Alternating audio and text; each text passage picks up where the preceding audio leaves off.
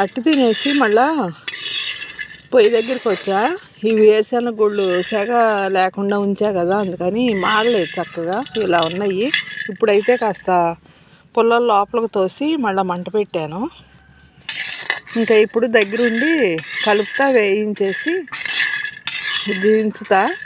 ఇవి ఇలా వేయించి చల్లారినాక బాక్స్లో పెట్టి ఉంచుకుంటే ఎప్పుడన్నా తినాలనిపించినప్పుడు తినొచ్చు, చట్నీ చేసుకోవచ్చు, పల్లి చిక్కీ కావాలంటే అప్పటికప్పుడు చేసుకోవచ్చు. కొంచెం నువ్వులు కూడా వేయించుకుని నువ్వులును వేరుశనగ గుళ్ళతో చిక్కీ చేసుకోవచ్చు. టిఫిన్ తిన్నంతసేపు చాగంటి గారిది ఒకటి వీడియో పెట్టుకున్నా, ఒక 9 నిమిషాల వీడియో. దాంట్లో నేను విన్న విషయం ఒకటి చెప్తా మీకు. వెండి వస్తువులనంట ఎవరికి గిఫ్ట్గా ఇవ్వకూడదంట, వెండి వస్తువులు గిఫ్ట్గా ఇవ్వకూడదంట.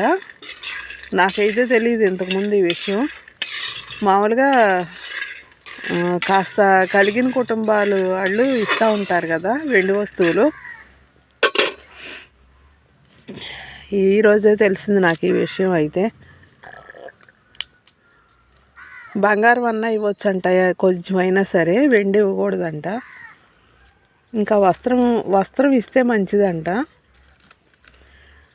ఇంకా చాలా విషయాలు చెప్పారు, కానీ ఇదైతే నేను వినని విషయం కదా, మీకు కూడా తెలుసో లేదోనని చెప్తున్నాను నేను.